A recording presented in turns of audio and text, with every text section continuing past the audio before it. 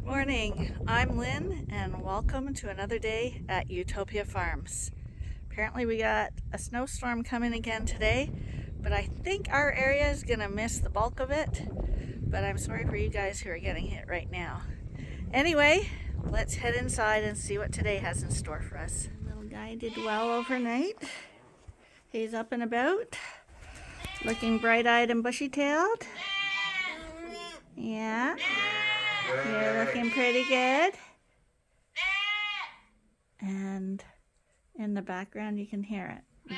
They've heard me speaking, and now they are demanding that they get fed. That's the bottle baby. So we'll head out there now, get them off our backs.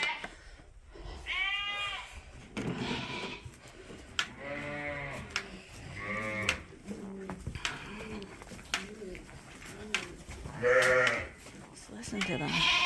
As if I don't know it's breakfast time. What's the problem? What is it? Are you a little hungry? Is that the problem? You can open that for me? Yeah. And right now the two little white ones are sitting in the creep area, but these guys are gonna storm in there.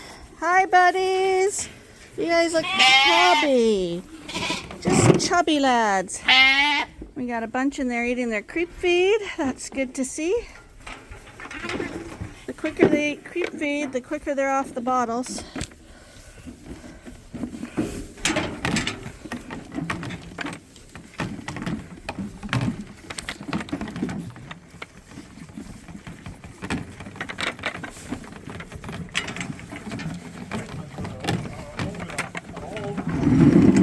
Are you guys clever, you two little white ones? They follow each other.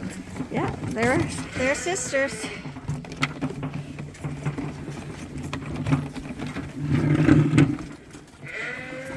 Okay, who needs a bottle?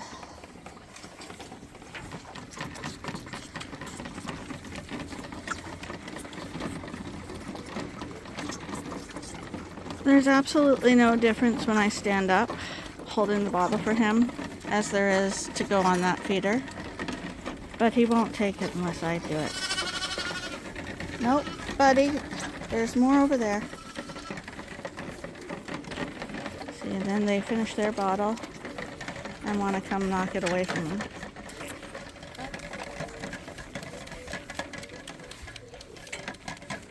These are the two little white ones. The last one's born, that are only nursing off one side. They've copied all the bottle babies now, learned how to escape. I know, and you're a little one and you still learned it. It's because the manure pack in their pen is really high, so they can basically just step into the feeder.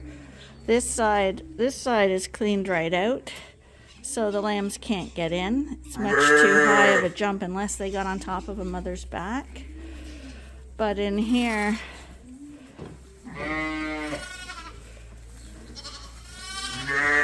see how the bedding pack's almost to the top of the feeder?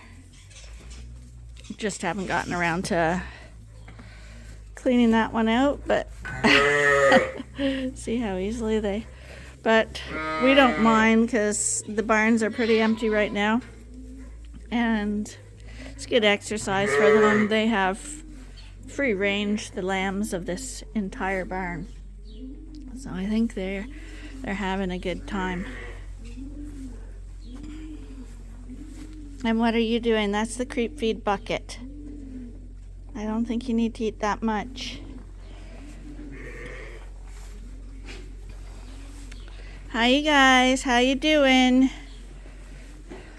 And you see we've got one of them in here too. They're everywhere. But I do find that the lambs, we're going to start letting the ones at the Coveralls free toot. Well, you've seen them, they're going outside without their moms.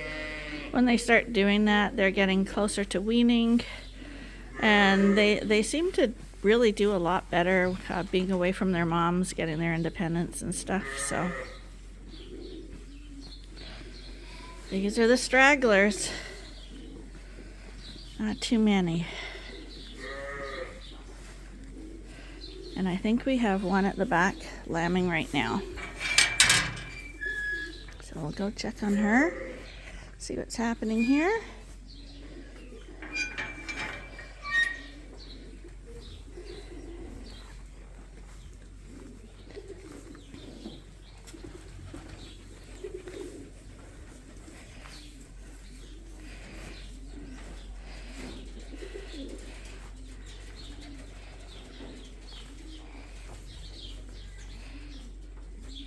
You're a pretty mommy. Are you gonna have lammies soon? Gladiator's sister's in this group. She still hasn't lambed. And to be honest, I'm not sure which one it is. So when she lambs, I'll be sure to let you know when she's in the jug so we can see what Gladiator's sister, like full sister, when they were born, because Gladiator's a triplet. He had a brother and a sister. Hi. We're gonna see who's related to Glad. How you doing, honey? Hi. Are you gonna have a lammy soon? Are ya? You look like you might.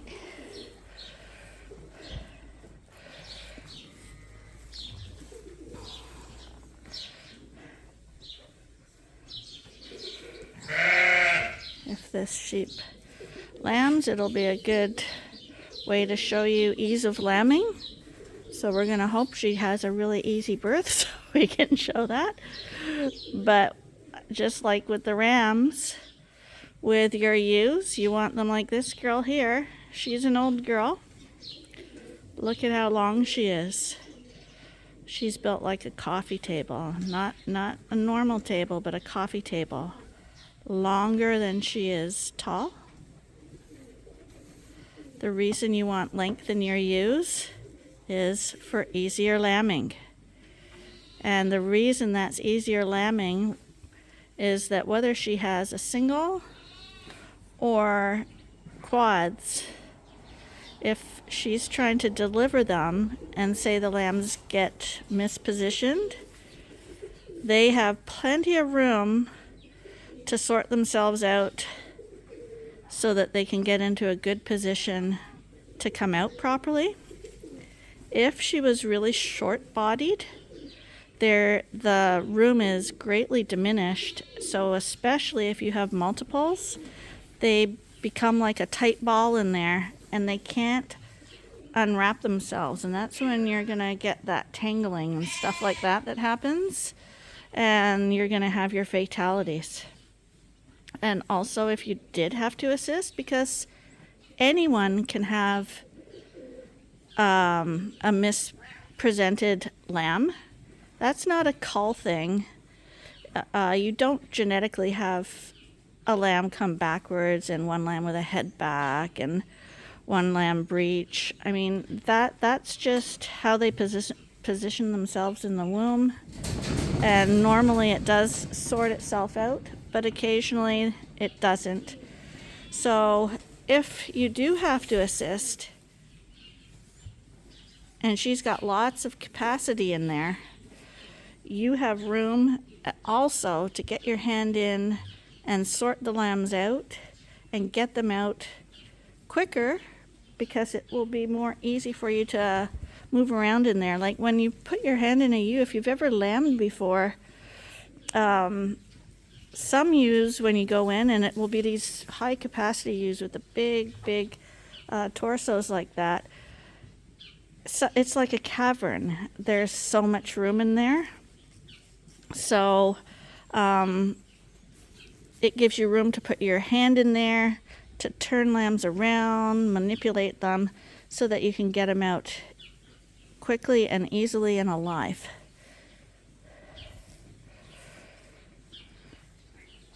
And as far as ewes delivering them easily as well, you know that we're a big believer in pushing the envelope a bit, always striving to do better. The money is in the meat, so you want big lambs, but you also want your mom to be able to deliver them. So no matter what size lamb she has, whether she's bred with a Texel, and Texels have really wide heads, wide shoulders, as do a lot of our Suffolks here. It shouldn't make a difference. If your ewe is built correctly and she's got wide, square hips, she's going to deliver that lamb. She may have to push a little harder, but she should not be unable to do it. The only time a ewe should have problems lambing is if the lamb is mispositioned. So it's totally out of her control and it's not her fault. You're liking... This sheep came over here because Buddy was here. Now Buddy's come to me, but the sheep wants the attention, you see.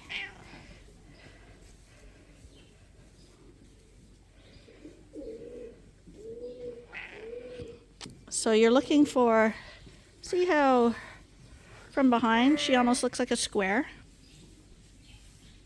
That's what you want to see. Those are the wide hips we're talking about. And right there we can see that she's got a tail because I keep bunny tails on all of our sheep. The reason a lot of people, especially show people, dock the tails right off, like totally off, right to the top, is because if you take the tail off, the sheep appears to be more square, which is what you want your sheep to be. You want your sheep to be square. So if you cut the tail off, her rump is flush, like with where her tail would have been. It looks square. And if you leave the tail on, the tail is sticking out a bit. And if you have a ewe that's not built correctly, that has narrower hips and a pointy rump, the pelvis points outwards instead of being flat, that tail being there will accentuate that fault. So show people don't want that. They knock the tail right off. That way no one can figure out, or it's harder for people to figure out that you should have a wider rump. We like the tails like that because it actually proves the point that we have wide rumps on our ewes, because the tail fits right inside kind of their butt cheeks, and it is pretty flush. They're not sticking out and pointing out. The tails just fall nicely in there, and they have perfect rumps. So that's a little thing about the tails. Buddy, you're looking real popular today.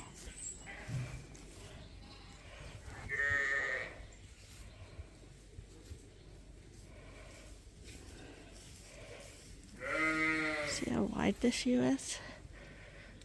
Like that's my fingertips to my elbow wide. Hi. Hi, Rachel. How you doing today? Hi. There's another ewe that's going to be going soon. That's a well-developed udder there. Are you going to have a lammy? Are you okay? Are you okay? Are you going to have a lammy? Hey? Hi. Are you going to have a lammy soon? Or maybe tomorrow? Can't decide yet. Well, she's definitely not in active labor. But we're going to keep our eyes on her today. Are you going to have a lammy too?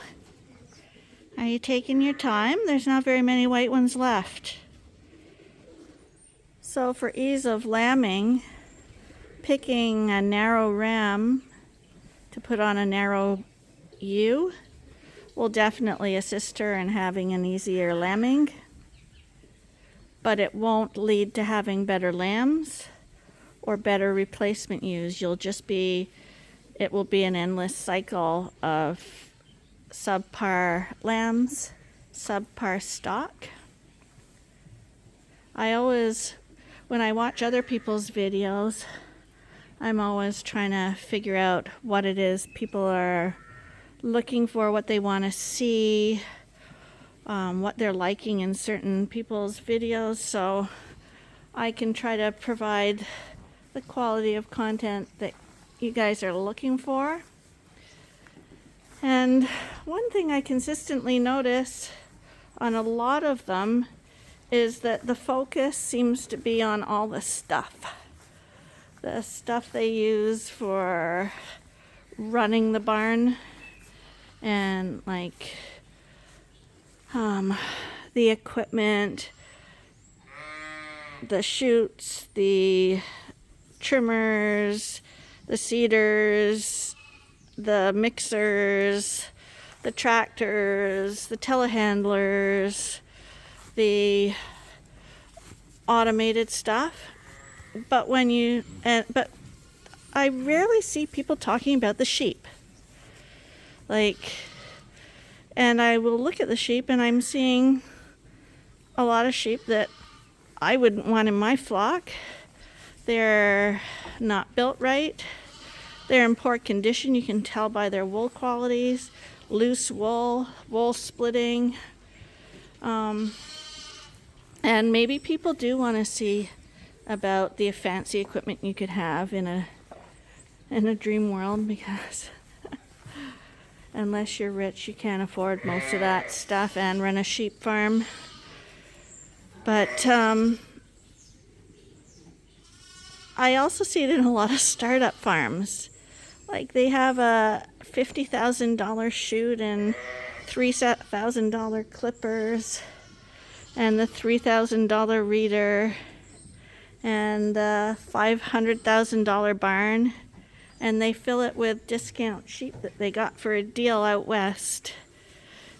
It doesn't seem to make sense, and I expect that people are going to go out of business. Or if people think that's the way to start, you're going to probably fail, because I truly, truly believe that your success as a sheep farmer starts with the sheep. So once you get those high quality ewes, high quality rams, you're going to start producing high quality lambs. You're going to get premium at market. You're going to get them to market quicker, so you don't have to feed them as long. You have less risk of them getting sick. I always thought that was kind of obvious stuff, but apparently it is not. Apparently people want to save money on the sheep and get deals and want to buy that F-350 truck to haul them to market. Don't get it. Me and Arnie do tend to get a little preachy, I can see that. So sorry about that. But there are things we definitely get on the bandwagon about. But here we are at the feeder again as I leave this barn. I did all the salt and minerals while I was talking. We checked on that ewe. Actually, she's standing up now, so now I'm going to go check her again. Make sure there's nothing coming out. But as I was talking, more of the rowdy crew joined in here. So now we got quite a few. That ewe just got up and she's back down again. Usually when they go right back down, that's when you'll see them push a bit. And yep, maybe she is pushing a bit. Hey, sweetheart. But nothing's happening just yet. Until the sack comes out, you've usually got about half an hour. And if you come back and she's already had her lambs in that time, probably all is well anyway, because a sheep that delivers her lamb that quickly has no problems. But if the sack comes out and an hour has gone by and nothing's progressing, especially if you see the liquid that's coming out is yellowish or brown, it's time to intervene and check what's happening.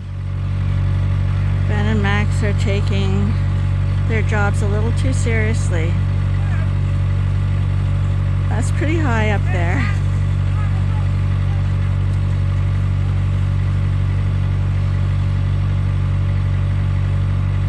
That's where they can supervise from, though.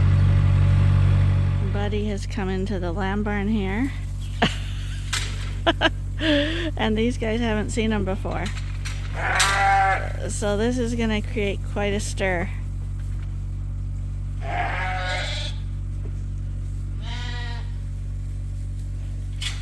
Look what's here, you guys. It's funny how they know he's different. Look at them all.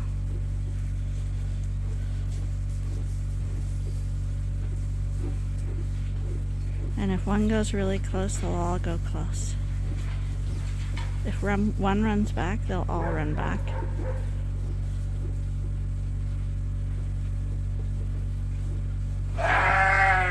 This big guy here, this 19, he's a keeper. He's the guy in the middle here. He was just playing with Ben a second ago, trying to put the run on Ben. And now he's got another thing he can try to be boss over.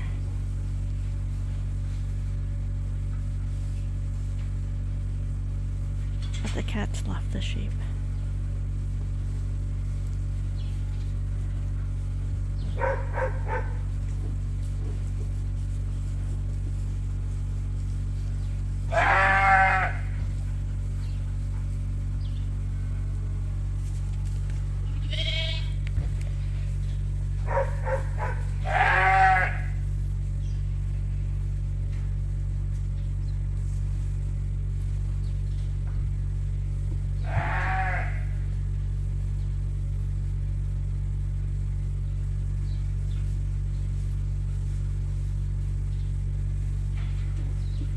They've never seen Buddy before because Buddy is usually in the main barn.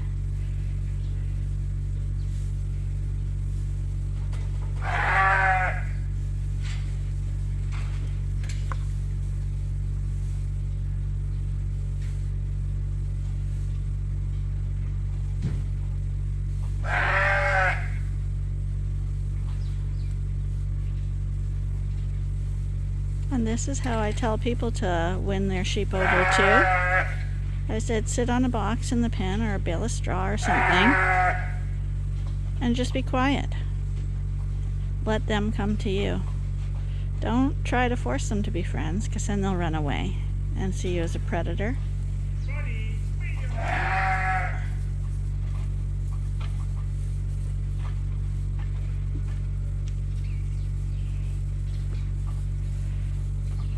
This guy too.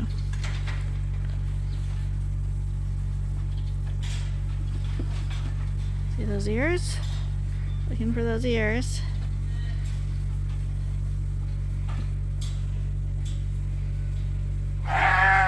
But isn't it amazing how all those black sheep turn into these colors? Even those dark ones, like that guy back there, he's going to turn this way as well.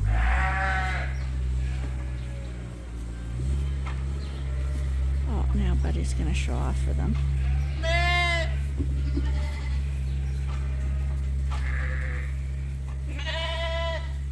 It will all come to an end if one of them paws them or starts chewing on them. But if the sheep stay well behaved, Buddy will stay there for that.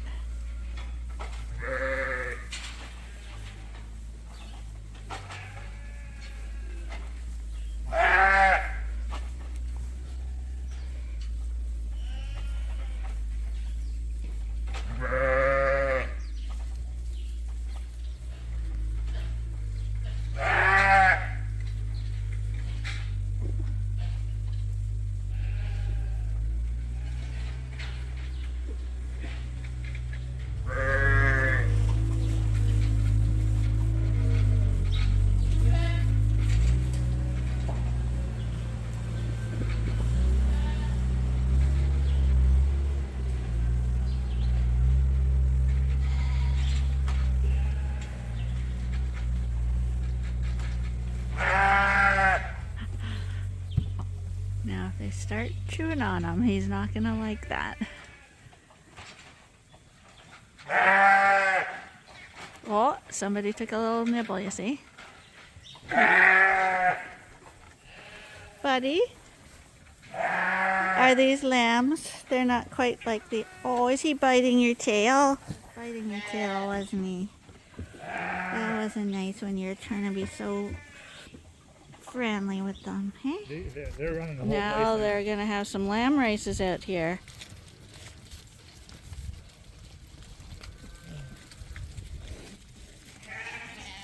You definitely got way chunkier, eh, when you get the Energy Straight Dorset.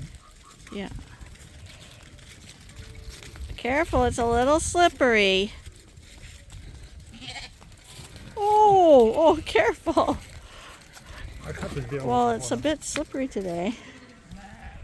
It's the right temperature, but still a bit slippery for these guys to run around.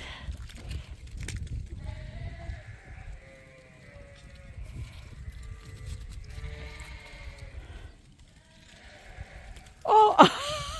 That guy ran by and tried to get Buddy on the way.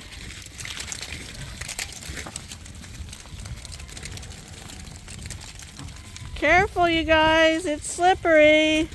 Watch it, slow down. Oh, you guys, you're gonna hurt yourself. Slow down. It's slippery.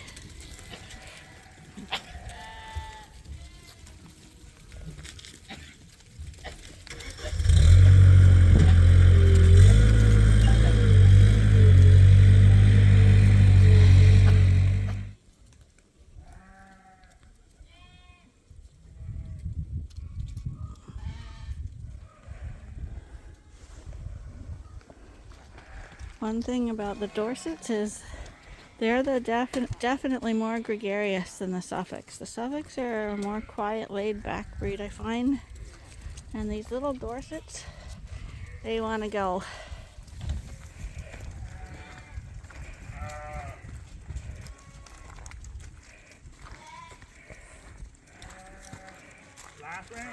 All the lambs in the creep area, and this is the young ones.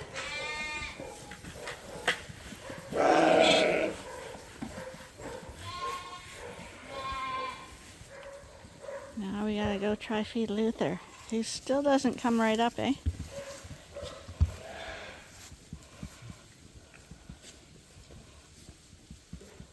And if you miss him when you grab him the first time, you can't catch him. There, he got him. Does his eye look a little better? I brought the medicine again. Well, there's discharge, so I'm thinking there's an eye infection. Yeah. Well, that's why I'm giving him penicillin.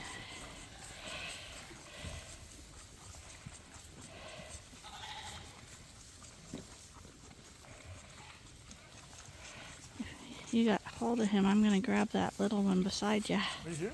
Yeah.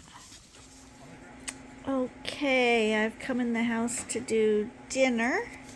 And I thought before I did that, I would tally up the votes for the name for the orphan lamb. And I thought it was a tie.